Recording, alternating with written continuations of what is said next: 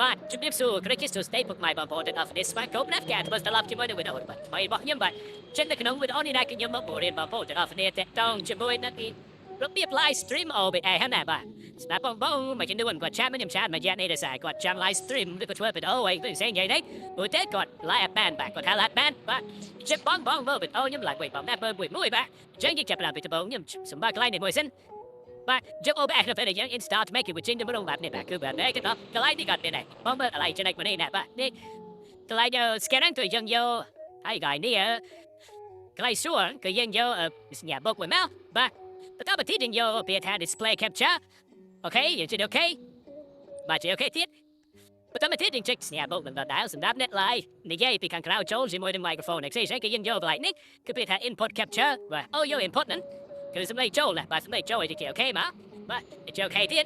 បាទហើយនេះគឺយើងសម្លេងចូលបើយើងចង់កំណត់យកបណ្ណាយើងយកតាមនឹងទៅបាទចាំឲ្យបលឺខ្លាំងតិចបាទហើយនេះគឺសម្លេងចេញនេះគឺ display អូយកនឹង desktop បាទចេះស្អីគឺ desktop អូយកនឹងគឺសម្លេងដែលយើងចាក់ YouTube ឬយើងមើលវីដេអូផ្សេងៗនៅក្នុងហ្នឹងបាទអូខេអញ្ចឹងយើងយកទៅពីរហ្នឹងបាទពីរហ្នឹងបាទ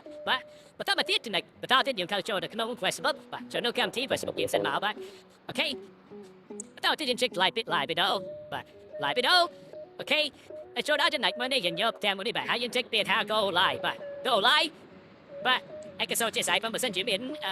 ការឆ្លងឆ្កត់ទៅលើការជាភាសាអង់គ្លេសតែខាងខ្ញុំគឺមិនជំនាញភាសាអង់គ្លេសទេបាទអូខេហើយបន្តមកទៀតខ្ញុំចូលវីដេអូខ្ញុំចូលដល់ចំណុចមួយនេះបងប្អូនណាបាទចូលដល់កន្លែងនេះជាខ្ញុំបាត់ live តាម webcam តែគឺខ្ញុំចង់បរិយាណាស់តែជាមួយនឹង streaming បាទគឺយើងលេងកុំព្យូទ័ររបស់យើងដើម្បីបង្ហាញចែកជូនទៅដល់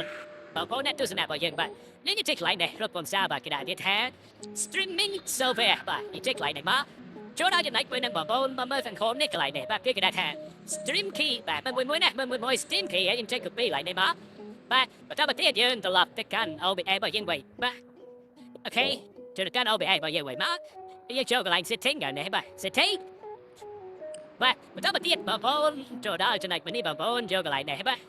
នេះយើងមើលខាងលើនេះគេគេថា stream នេះចុចកន្លែងនេះមួយមកប៉ុន្តែហើយយើងចុចកន្លែងនេះហើយយើងចុចselect outដើម្បីលុបពីចោលទាំងអស់មកនេះយើងលុបវាវិញបាទហើយយើង pass បញ្ចូលវិញណា control V បាទនេះយើង pass វាបន្តមកទៀតយើងអូខេបាទអូខេបន្តមកទៀតយើងចុចកន្លែងពេលថា start streaming បាទ start streaming បាទអូខេហើយយើងចុចចេញពី OBS វិញយើងចុចសញ្ញាដកមកចាំមក reload អូខេសូមជួយការរងចាំតិចទៅបងប្អូននេះណាបាទនេះគឺ reload ហើយបាទអូខេបងប្អូនថ្ងៃនេះគឺ reload ណាបាទគឺ reload ណាហើយដល់ទីមួយបាទយើងគឺជោគជ័យជាមួយនឹង copy connect video បាទយើងជាមួយនឹង OBS ណាបាទចឹងជំនាញទី2បាទយើងត្រូវធ្វើ step ទៅបាទយើងគឺយើងត្រូវ complete post កន្លែងនេះបាទហើយកន្លែងនេះគឺយើងត្រូវធ្វើមែនតើនេះបាទគឺវាដាក់ថា what you live video បាទគឺចាំសួរយើង live ពីអីចឹងណាបាទអូខេចឹងយើងចុចកន្លែងហ្នឹងហើយយើងសរសេរមកហើយខ្ញុំដាក់ឧទាហរណ៍បាទជាស្អីបាទចឹងខ្ញុំដាក់ចឹងហើយនេះគឺtitle របស់ខ្ញុំខ្ញុំ copy ខ្ញុំ paste ខាងក្រៅមកសិនតែគេសរសេរទៀតចឹងកន្លែងនេះសំខាន់មកបងត្រូវយកទាំងលើយកទាំងក្រៅផ្លេះបាទគេកន្លែងហ្នឹងត្រូវយកទាំងលើយកទាំងក្រៅបាទហើយតាមទីនេះចុចពាក្យ sell បាទខ្ញុំមួយមកបាទចុច sell ធ្វើតែខ្ញុំដល់មួយបងប្អូនធ្វើបានតែខ្ញុំបាទអូខេចឹងកន្លែងនេះគឺចំណុចបញ្ចប់របស់គេគេយកជោគជ័យបងប្អូននេះបាទបន្តមកទៀតយើងដល់កន្លែង go live ដើម្បី live stream ចឹងតែគឺយើងត្រូវចុចកន្លែងនេះបាទគឺ go live ណាបាទ go ហើយនេះចុច go live ទៅបាទហើយយើងធ្វើការរងចាំតែតែតែវាកំពុងតែ live បាទវាថា live video is static បាទគឺវាកំពុងតែចាប់បានបាទសូមជួយការរងចាំបន្តិចអូខេចឹងវីដេអូបាទយើងគឺ live បានចេញមកបងប្អូននេះគឺឃើញ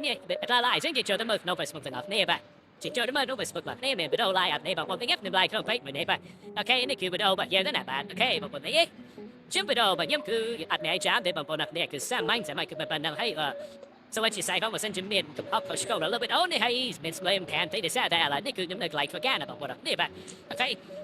ចឹងវីដេអូខ្ញុំបញ្ជាក់ដល់ទីបញ្ចប់ហើយសូមពុកម៉ែបងប្អូននេះ complete ណាជួយចុច like គេវិទ្យា subscribe អ្នកមួយផងក៏មិនអ្នកមួយមើលបើសិនជាមិនចំណាយឡើយបាទអាចតាក់ទងតាម Telegram របស់ខ្ញុំបានបាទអូខេ